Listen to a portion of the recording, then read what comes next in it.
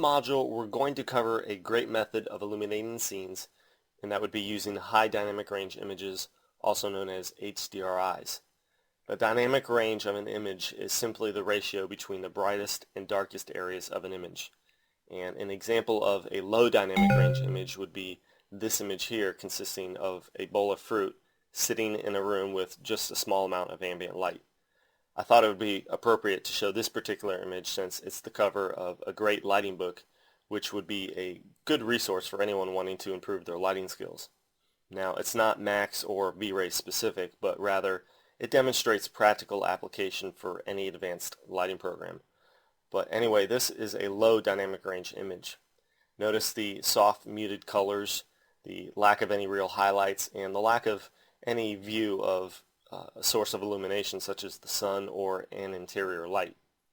Now, an example of a high dynamic range image would be this image here, which does clearly show a source of illumination, the sun. But showing a source of illumination does not in any way qualify this image as a high dynamic range image. In fact, even though I pulled this example from a collection of actual HDRIs, there's really no way you can look at this image or any other image and say that it is in fact an HDRI. And the reason why is because an image is only a high dynamic range image only if it contains additional information which you can't even see just by looking at it. And such an image would only be an HDRI if it contained additional radiance or luminosity information that can't be shown on paper or even on the typical computer display. So why do certain images contain this additional information, or how are they made to contain this additional information? Well, in the real world, light exists all around us in a dynamic range well beyond that which can be captured by an ordinary camera. The average camera takes one photograph by opening the shutter once and recording the illumination. Special cameras that are made to capture HDRIs take multiple exposures at varying camera settings, and they combine the multiple images into a single high dynamic range image called a radiance map, not to be confused with irradiance map. Specifically, multiple exposures are taken with the shutter open for varying lengths of time, and as shown in these images, courtesy of Lucas Sermon, these images are capturing the same scene, the same view with varying lengths of exposure time. And these radiance maps can be used in global illumination software to illuminate a 3D scene in a very realistic way that would otherwise require a great deal of effort and skill to duplicate. In other words, good HDRIs can be used solely or in conjunction with other light sources to really add an incredible amount of realistic illumination to your scenes with minimal effort. And as a side note, you can create HDRIs from a series of differently exposed images by an ordinary camera, but really high dynamic range images are best suited for cameras designed specifically to create these HDRIs. Now, a small amount of background about the history of HDRIs. A gentleman by the name of Greg Ward created a render engine back in 1985 called Radiance, and this renderer used the concept of high dynamic range imaging where illumination in a scene is calculated and stored as an unrestricted or open-ended value rather than as a fraction from 0.0 to 1.0 or as a value from 0 to 255 like those typical 8-bit images we see every day on our computers. His render engine specified the first high dynamic range image format, and for many years this was the only one. Today there are a few more. Although many of us in the business of creating 3D visualizations take our own photographs for use in our scenes, most of us have no need to create HDRIs nor the technical equipment or skill required to do so. This module is not focused on how these files are created, but rather how they work and how they can be used. Instead, we're better off purchasing good HDRIs from third-party vendors, and at the end of this module, I'll point out some of the best sources out there. HDRIs have been around for a long time, and older examples may lack the quality, such as the color depth and illumination information that many of the newer HDRIs have. So choose your products wisely and make sure you know what you're getting. Hopefully by the end of this module, you'll know exactly what to look for. So far in these modules, we've used example scenes that have been, for the most part, illuminated without any real lights. And again, I've left lights out of the scenes to simplify the topics being covered and to help you better see individual features free of the effects of additional variables that lights would bring. Well, we're going to continue with this methodology in the first half of the module using an HDRI in the environment channel of a scene, but as you'll see, there are two main areas in V-Ray where HDRIs are utilized, and in the second half of the module we'll see how HDRIs can be used in the map channel of a particular type of light. So we'll look at how to implement and control HDRIs, and we'll look at several scenes that have used HDRIs to create a unique and inspiring mood. Okay, let's look closer at exactly what an HDRI is. In Module 3, I introduced the concept of luminosity and how taking a picture of midday sun results in a clipping of the pixels that want to be displayed at a higher range than the maximum 255 allowed by most image types. Well, the HDRI file type allows for an additional channel information, which is luminosity or radiance. The end result of this type of image is that it appears to look like any other image with common viewing programs, but it really contains the added luminosity information that can be used to create illumination in the scene. By mapping the HDRIs correctly, they can be used as a type of skylight, with some areas of a scene being more illuminated than other areas, depending on the orientation of the light source in the image. Now here I'm using a program called HDR Viewer, which you can find for free on the internet. But what I'm doing here exactly is I'm basically changing the exposure of this particular HDRI that we're looking at. Notice also that when I move the cursor around, this program shows the color values of each pixel in the image, not in terms that you would find in a typical image such as 0 to 255, but rather in values that can be in decimals at very low values or values well above 255, such as in the millions. So as I move this around, you see on the extreme ends of the image I have extremely low values, and it's not linear. As I move across the screen, it doesn't change, the value of the color doesn't change in a linear fashion. As soon as I hit the point in which the sun is shown in the image, the color value skyrockets, or it jumps significantly, almost in an exponential type of manner. Depending on the type of HDRI that you use, the HDRI itself may or may not be suitable as the background image in your scene. This image that I'm in right now would really not be suitable as a background image because it's too bland and too washed out, although it does a fine job as an HDRI. And here are a few HDRIs that would work well as backgrounds in a scene. They're obviously spherical images, but the important thing is that they just look good and they have nice vibrant colors. Using a different background image than the HDRI that you use in your scene is perfectly fine. The only important thing you need to remember is to find a background image that matches or fits the illumination provided by the HDRI that you use. Now let's look at a sequence of images where the HDRI that was used to illuminate the scene is also being used as the background. Here you can see the background in the distance and also reflected in the sphere. As the HDRI is rotated around the scene, you can see the illumination change accordingly. The side of the scene with the sun receives greater illumination than other parts, and you can see the shadows change as the background is rotated.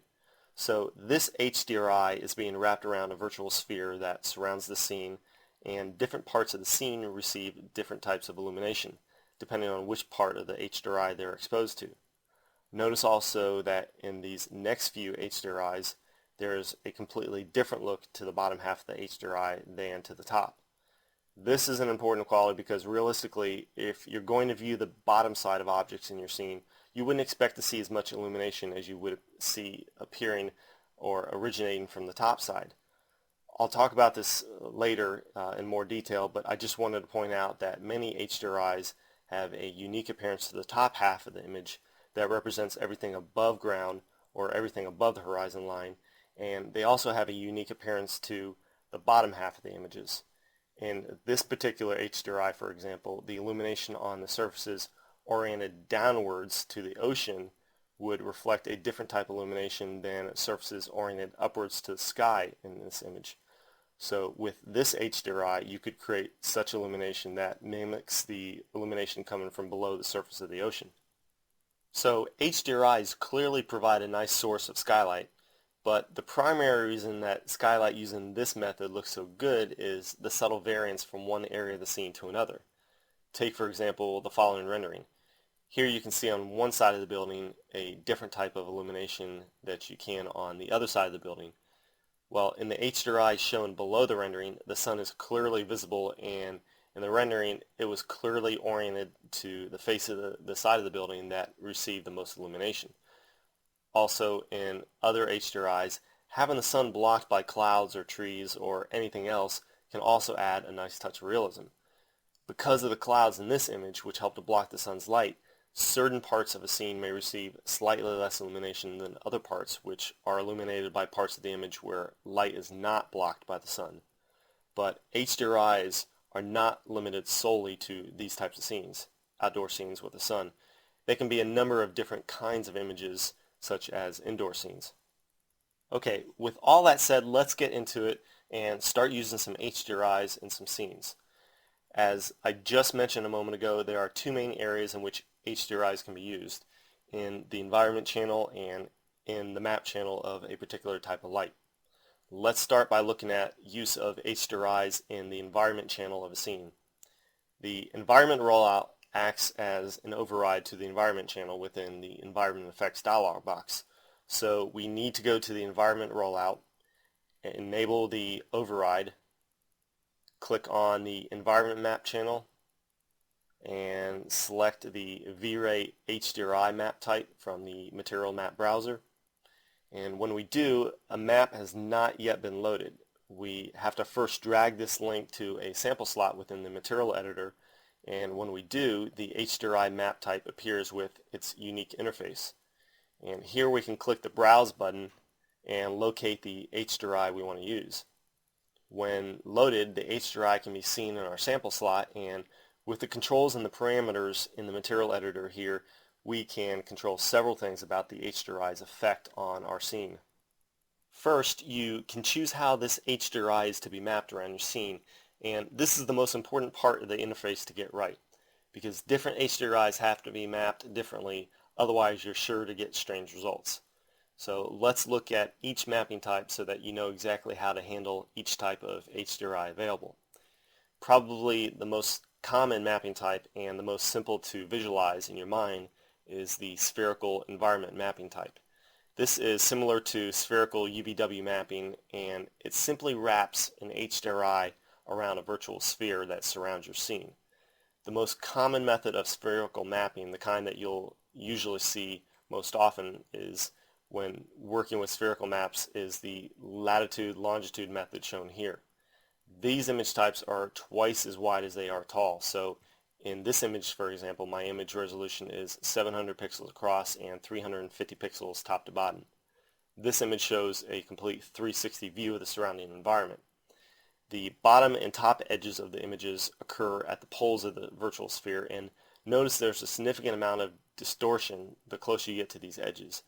This distortion doesn't appear when mapped, but I mention it so that you know that when you edit these images with built-in distortion, editing these images can be quite difficult, especially the closer you get to the edge of the image. The next mapping type that I want to mention is the cubic environment mapping type. This mapping type is similar to box UVW mapping and places 6 different images or 6 portions of the same image on 6 sides of a virtual cube surrounding your scene. So here's the same environment we just saw, this time shown in cubic form. All adjacent edges align, and when each side folds in to form a cube, the result would be the same 360 view of the surrounding environment, only without the distortion that you get with spherical mapping. So in the spherical mapping image, the area around the sun is heavily stretched, and in the cubic image, there's almost no noticeable distortion. As a matter of preference, I would always use the spherical mapping type over cubic, but that does not mean that the cubic HDRI is not a worthwhile option. For example, if you want to have precise control over the illumination for each side of your scene, you can use different images for each side or orient the HDRI in such a way that a particular side of the cube aligns with a particular side of the scene. So on a more technical level, here's what's going on.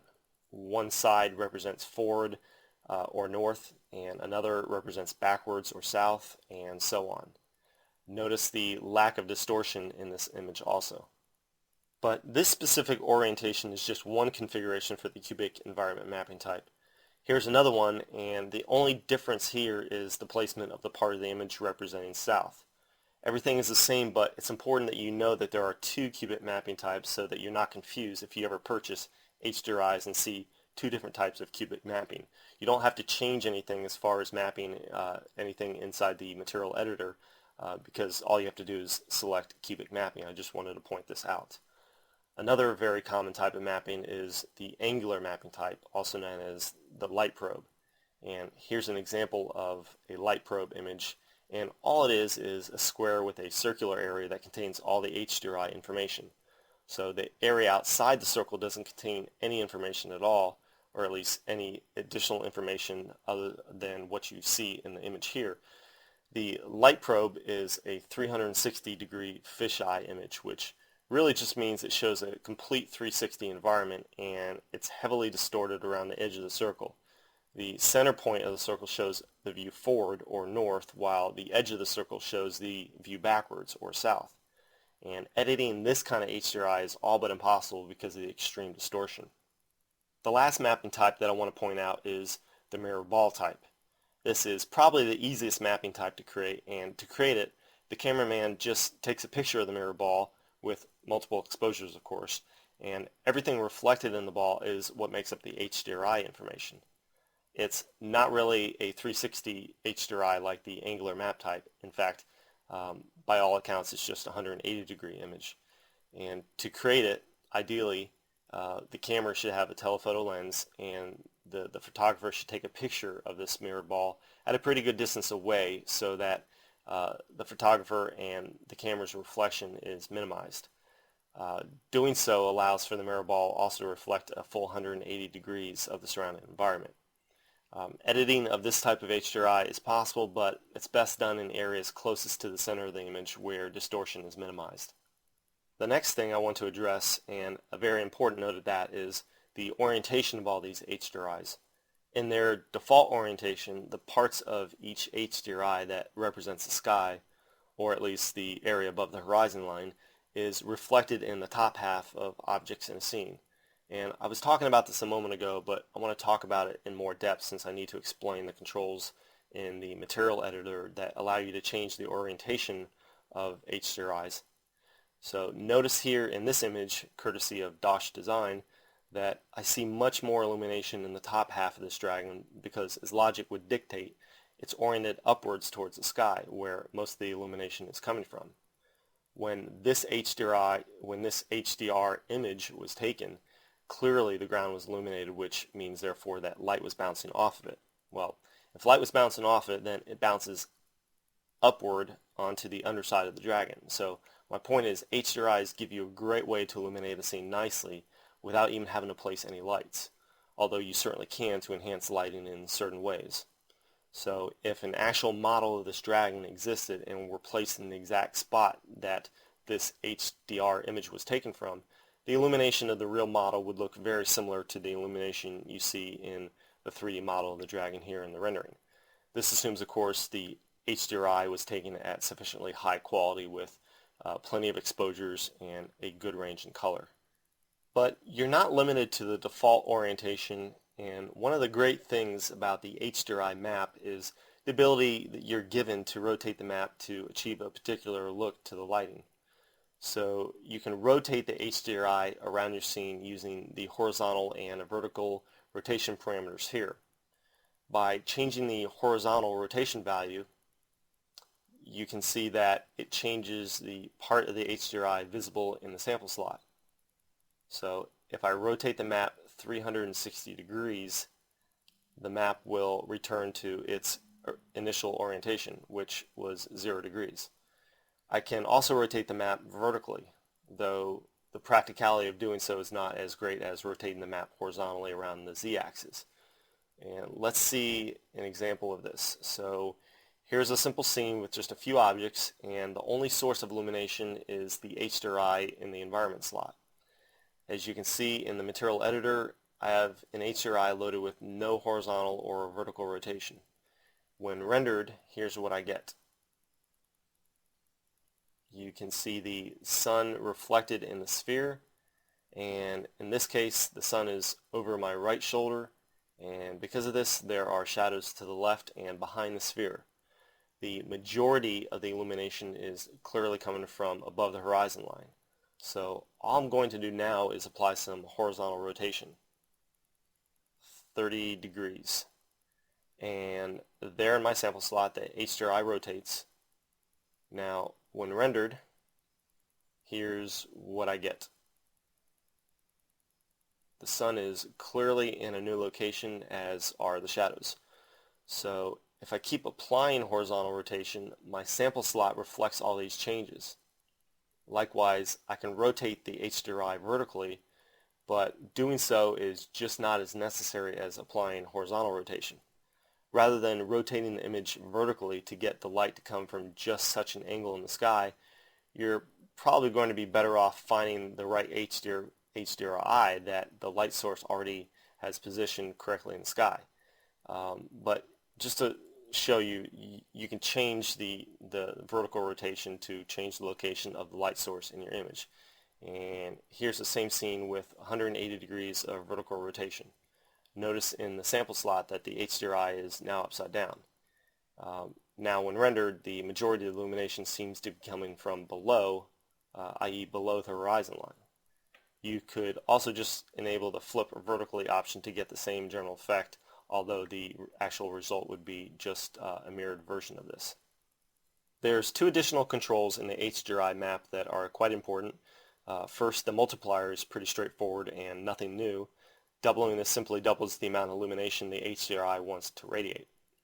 Remember that when a map is loaded in the environment channel multiplier cannot affect the illumination in your scene at all. The multiplier in the material editor would be where this control lies. Also, you can see that we have a gamma setting here, which you might find useful to play around with because you can use it to create some quick adjustments to the illumination in your scene and create some pretty nice moods, such as adding a more nighttime appearance to the HDRI that you're using. Alright, well that does it for coverage of the HDRI within the material editor and the environment rollout within the render scene dialog box. Now let's look at another way to use HDRIs as environment lighting, and that would be with the V-Ray dome light. In this case, I've saved the best for last because using HDRIs with the V-Ray dome is preferred and a far better way of using HDRIs because of the better results that aren't possible with using an HDRI in the environment channel. I mentioned this from the start of these modules that I didn't want to add additional variables into the mix early on so that things could be kept as simple as possible. Well, I've held off talking about lights as long as I can, and in this module here we're going to be talking about one type of light. In the next module, module 6, we're going to get into lights heavily, but here in the discussion of HDRIs in module 5, I simply can't avoid talking about one of the light types available, the V-Ray dome light. Although I need to explain some other parts of it, other parts will be left for the next module. So the V-Ray dome light is accessed through the regular light icon in the command panel, and in the drop-down list simply click on V-Ray to display the two categories of V-Ray lights possible. There are 3 different kinds of V-Ray lights, and each are found within the type drop-down list at the top of the parameters rollout. After switching to the V-Ray dome light, just click once inside the active viewport and you have your light. Well, the V-Ray dome light is nothing more than another form of skylight. It simulates atmospheric light bouncing off particles in the air, and it doesn't have some of the controls that the V-Ray sun and sky offer, such as the ability to control turbidity or haze, but it does have one feature that makes it very worthwhile in many types of scenes, and that's the ability to use an HDRI within the light. By loading an HDRI here in the V-Ray dome light, you're letting the HDRI control how the light is projected into your scene. But before we use an HDRI here, I need to briefly go over some basic principles about how this particular light type works. When you drop a V-Ray light in your scene, you can see that the light is oriented in your scene according to the viewport that you place the light in. So placing the light in the top view will cause the dome light to point straight down. Notice also that the dome light gizmo is actually a hemisphere. Now, when you place the light in your scene, location of the light means nothing, but orientation of the light means everything. So if I place the light above my objects and the light is oriented straight down, when I render, I get an orientation that allows for the maximum allowable illumination, which would simulate a rendering where the sun was directly overhead. Now if I rotate the dome 45 degrees about the local X or Y axis, then when I render, I get a reduced illumination that simulates skylight that you would have when the sun is lower on the horizon. And I can even rotate the sun or the V-Ray dome light even more so that it's pointed upward slightly. Now when I render, I get a kind of skylight that you would see if the sun were below the horizon, getting ready to turn into a nighttime scene.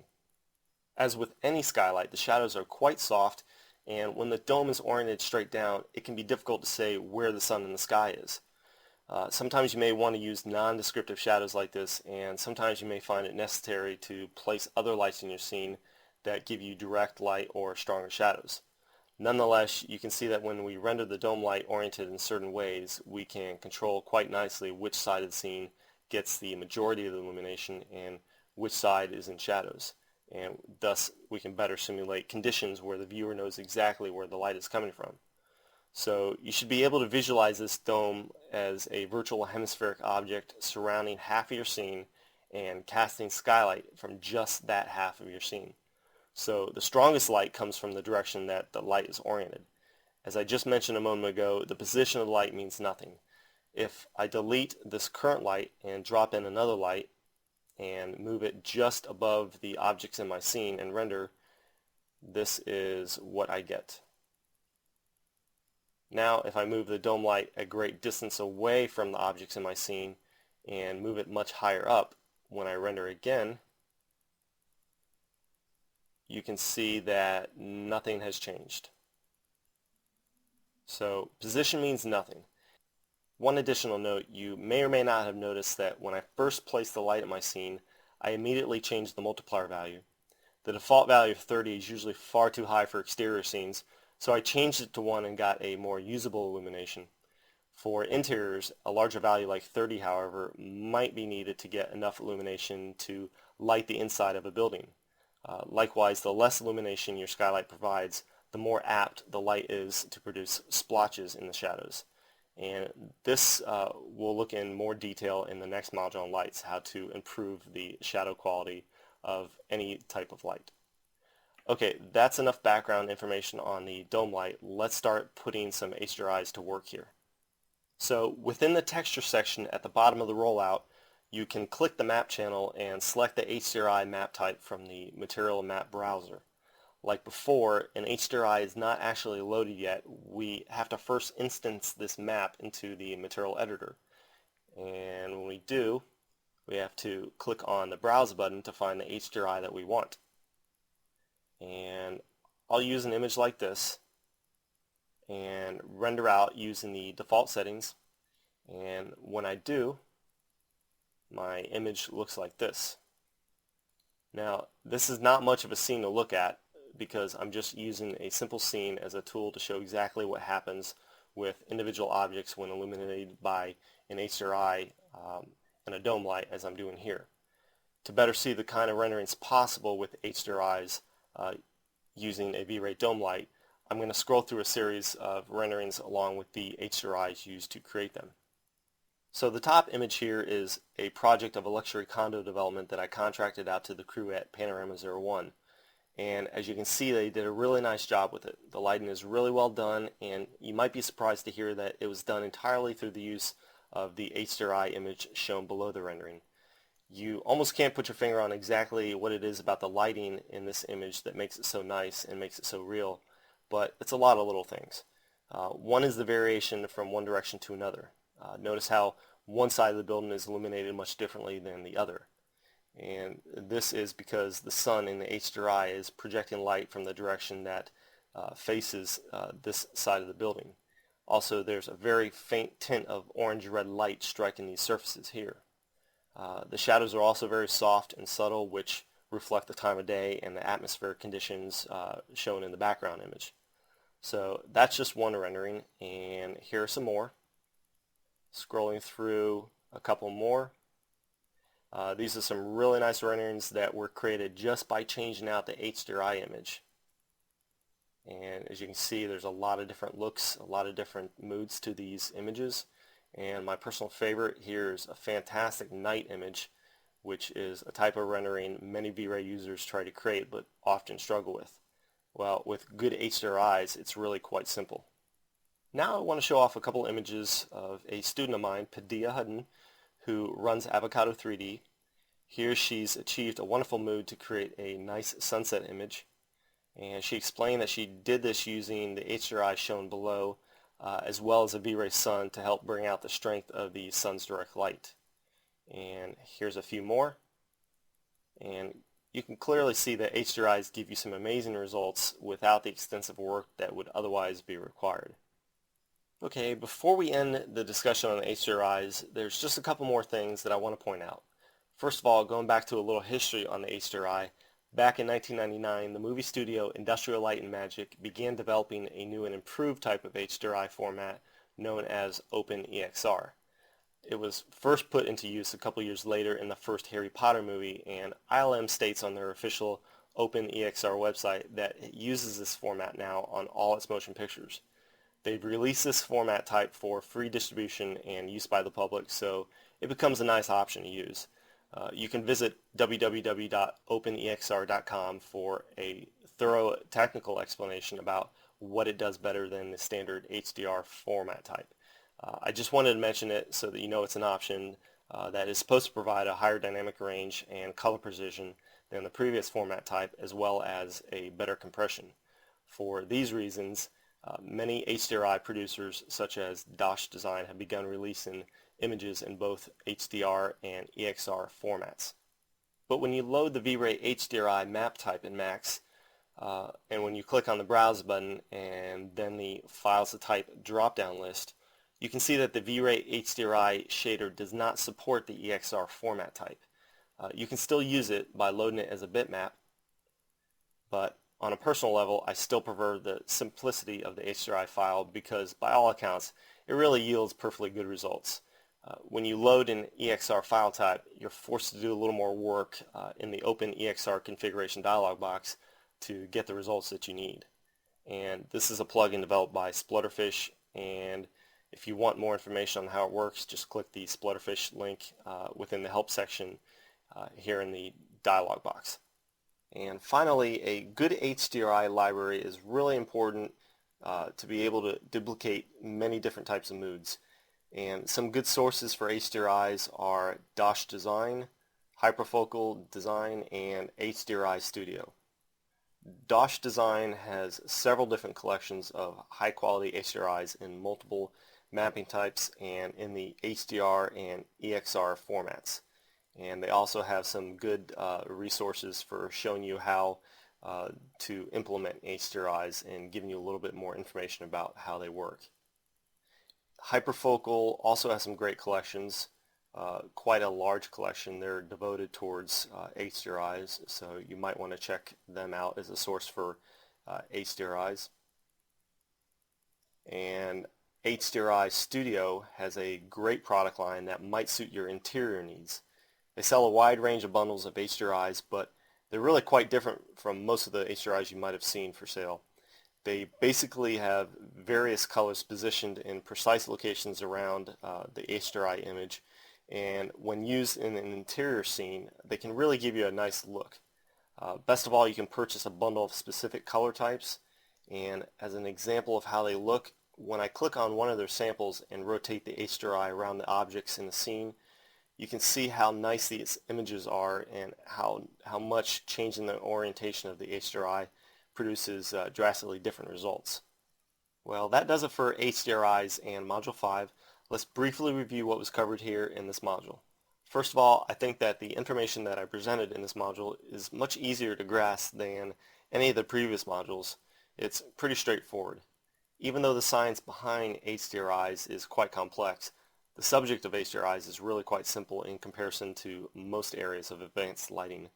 And because of this, HDRIs provide a quick and simple way to achieve great lighting that would otherwise take a lot of work to set up using conventional lighting configurations. So HDRIs can act alone or in conjunction with other light types. Whether you use other lights or not is simply a matter of choice and the specific results that you need. Something that I didn't really hit on, I mentioned that HDRIs can produce nice soft shadows, especially when used by themselves, but you can also achieve stronger, more crisp shadows using high quality HDRIs with a high color range and a lot of exposures. Although the default multiplier value of 1 is sufficient for most exteriors, higher HDRI multiplier values are usually needed for interiors, and you want to do that in the material editor. You want to adjust that in the material editor. Don't forget to match the background image to the lighting that you find in the HDRI or whatever the HDRI provides. Otherwise, your renderings simply won't look realistic. If you use HDRIs, I recommend using the V-Ray Dome Light option because it's far superior to the environment channel option, both in quality and rendering time. And use correct mapping when you use HDRIs and change the orientation as you need in your material editor. And don't forget that a nice collection of HDRIs is important to achieve the mood that you want. And I explained some options for finding good resources for HDRIs: Dosh Design, Hyperfocal Design, and HDRI Studio. That concludes Module 5.